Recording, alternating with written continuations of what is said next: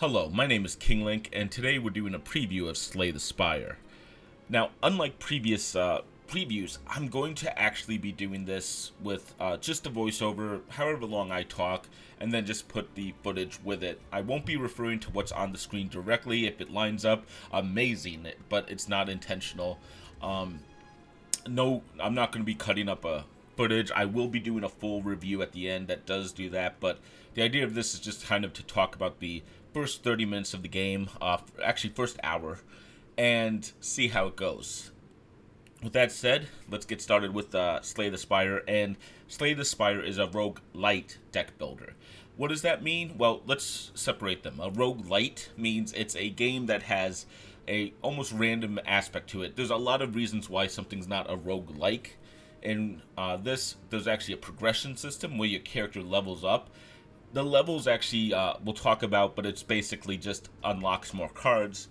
And then the deck builder is, if you've ever played card games, the big one that I love is Dominion, Race Against the Galaxy. Pretty much any game with cards that is a board game, or even online, Magic the Gathering is kind of like it, but there's not actually the deck building aspect.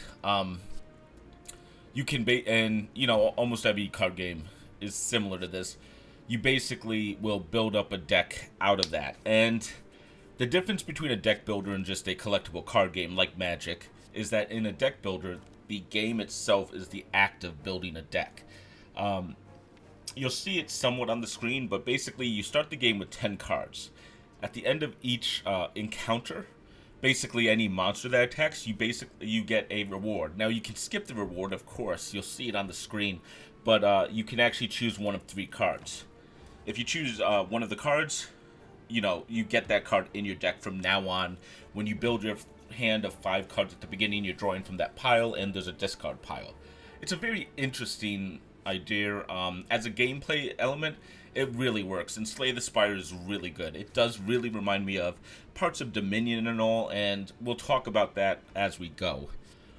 Now, I actually ended up playing, I wanted to play 60 minutes. I ended up playing 90 minutes of this because I was having a blast. This is really good. I'm really excited. I honestly don't know how much I'm going to play, but I'm going to play a lot because I really had a great time with this. It's really entertaining, and one of the reasons I spent so much time was I was playing what's known as a daily run or daily challenge, and essentially what that means is they have a preset room. I think they even have a preset randomizer, and I was set up with the silent character, and he had this. There's only one path in this form, and you can get certain buffs and certain negatives on each challenge, and then you're competing with everyone else. I actually placed only like 400 out, maybe 1400 out of everyone, but it was a really entertaining challenge. And honestly, I played for 60 minutes of just that challenge. I played 30 minutes of a run myself. These are good, and the fact is the game does not take that long. As I played the daily challenge, I got to Act 3. Now, my understanding, I did a quick Google on this. I think there's only 3 acts in the game. They do get progressively harder, definitely. I did really good, that means, on the daily challenge. But, yeah, if it took me 60 minutes, I think you could probably play a game of this in about 2 hours at best. I don't think you're going to be spending... I don't think there's like a 3, 4, 5 hour game, which is perfect for a roguelike. Or rogue-lite. The idea of these games are to play multiple attempts, not just to play one playthrough. So, let's talk about the game itself. You've probably been seeing me play it. So, it's basically all about the card game, where you have a certain amount of energy on the left side, that's the green marker. You have a handful of cards. In this, what I'm showing, I only get 5 cards. In the daily challenge, I was actually getting 7 cards because I had a special relic that let me to do that. It's stuff like that that really changes up the game. And you can choose cards, and the number in the upper left was the power. So basically, if it's a 1, I use 1 green thingy. Really the energy. If it's a 2, you use 2 energy, and so on. And so you're building up, you're using all your cards in as strategic as you can, and it makes it really interesting. In addition, I'm playing as the first character you get. So there's 3 characters in the game. They're red, green, and blue. I haven't played blue yet, but we'll leave that for the review. The idea, though, is the red cards and the blue cards are very different. The red cards are all about strength and, fighting. A lot more of, how hard can you hit. Blue cards become more about how, how can you use poison, really, or status effects. And you'll use weaken and block and all that stuff. I'm assuming, just by theory, if one's about how hard, one's about status effects, I assume the blue character is going to be all about guarding, but I don't know. Don't take my word for that, but it is an interesting way. But what happens is each of the characters are really different. The main character that I'm playing here is very attack heavy, and what's great is the minute that you finish a run with him, the second character unlocks. The minute you finish a run with him, the third character unlocks, so you're not waiting a long time. These aren't bonuses, they're just different play styles, and it really does change up the game. I did mention the second character does poison. Poison kind of is a great example for this game. It's a little bit hard to understand. It basically says poison damages the enemy's HP and then gets reduced by 1 each turn. I didn't understand what that meant. After using it, I can actually tell you it basically means the level of poison is applied to the enemy. So if you have 10 points of poison, it will do 10 points of damage, reduced by 1, and then the next turn it will be a 9. It will do 9 points of damage and reduced by 1. Totally makes sense when I explain it. Game doesn't really explain it that well, and unfortunately a lot of stuff in the game is explained in this manner. It gives you enough information so you can get a guess about what's happening. No card has like a random effect, and even enemy attacks tend to be, after you fought each enemy one time, you kind of know what to expect the next time around. But there's just a level of misunderstanding in a lot of this stuff that I could have done better with. So, obviously, with all of this being said, you're going to be running through a dungeon, it's going to be randomized, and there's a lot of replayability. I mean, each of these characters are interesting. I really am looking forward to playing the blue character. The red character was fine. I had a great time with the green character, and that was because the green guy I got the farthest with, but the thing is, I felt really good. As I'm playing this, you probably won't see the end, but I actually almost beat the end of the first area. I actually thought I was going to beat the game in one playthrough. What a joke. But each area has like a set path, and you'll see me moving up the path. I just went on the right path for some reason. Just it called to me. I actually also want to see if you could go backwards. You can't. Now, when you get to the end of the path, there's actually a big boss at the end of the level. I did a quick look at that too. It's actually randomized, so you can't guarantee who you're going to be up against. I think the image on the map is actually a clue of who it is, but then you get to the second area and it's going to be the same thing, random boss.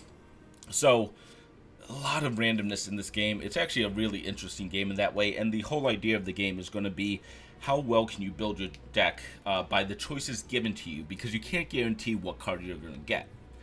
Now, I did talk a little bit about leveling up, and in leveling up, the level up system actually unlocks more cards. There's basically, when I leveled up, I got 3 cards that I could never have got.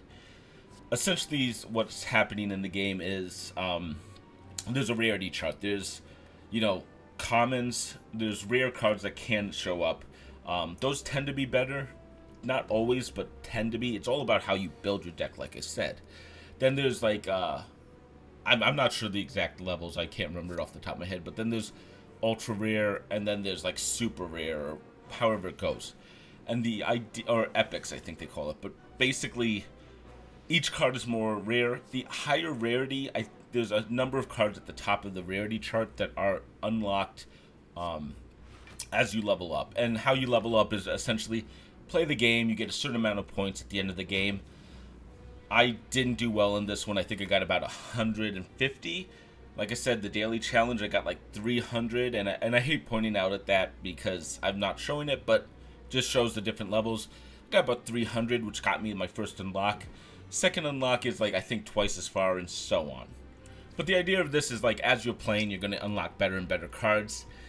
Oh, I'm kind of hesitant to say that's a great system because it means you're locked. You're probably going to have a harder time at the beginning than the end, but it works. For what I've seen, it works. I did pick some very bad cards. I did pick some great cards, and a lot of this game is about learning the cards, not necessarily, beating the game on the first playthrough. It's going to be impressive if you can, but you're also going to be learning the cards. I really like that card, that the precision slash, I believe it is, where basically it gave me extra damage for every slash I have. At first I thought, okay, so if I have 3 cards in my hand, it's going to give me, 6 extra attack.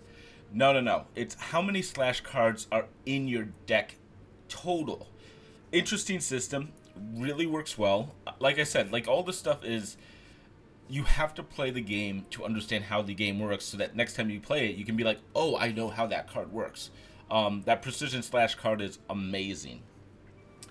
And you're going to see it, of course. So, yeah. Honestly, I actually heard about this game back when it launched. When Total Biscuit was still around. Rest in peace, buddy.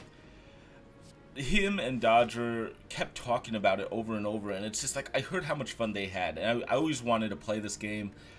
I'm finally playing it now, and man, I understand exactly why they love it. It's definitely not for everyone, though, and I will say that, if you like card games, this is perfect for you. You definitely want to play this game. Like I said, check the review out if you're unsure, but it definitely has a lot of great aspects. If you don't like card games in general, I understand, and now let me say, it's not exactly a card game. The deck building aspect is definitely there, and you are building it. At the same time, it's more strategic than just a card game because you can't just combine cards willy-nilly. You have a set amount of energy, so you have to make strategic plays. And there's been a bunch of times when I've been like, I had a card that allowed me to save one card. I'm like, which card do I want to save so that I could combine it with something else next time? But it becomes this kind of It is more action-based than you would imagine, and then there's also a defense phase. It's not just how much damage can I do to you before you kill me, especially because, as you've seen, the character doesn't take the energy back. It is much differenter than what I was expecting. I was expecting it to be much more, play these cards and it stays around. No. That does happen slightly, especially when you see like the strength cards and all, but for the most of it, the cards that you play are actually, in this turn, this happens. And then when we go to next turn, I get 5 new cards. And I'm not like building up on the board. I'm actually just activating skills and letting the attacks go through. So yeah, I think this is going to be a really strong game. I'm enjoying it. I'm actually excited to go back and play it. Right now I'm playing The Messenger, and that game is fantastic as well. But Slay the Spire is definitely on my mind, really thinking about it. So yeah, I just wanted to give this out. It's a shorter form, we'll see how it goes. But honestly, I'm excited about this game. I'm ready to go play more. If you like this video, if you like the new format, the shorter one, let me know. I appreciate any comment. I actually am changing it because of some things I've seen online where people didn't react well to my Youngblood video, so gotta evolve, gotta get better. Just personal note, there was the E3 leak. If you haven't heard about that, good, but a lot of information got out. I will address that one day soon. Not in this video, it's not appropriate, but just want to say interesting happening there. With all that said, though, yeah, Slay the Spire is really good. I'm excited to go dive back in, and I will get a video out about this very shortly. Until next time, I'm King Link, and thank you very much for watching.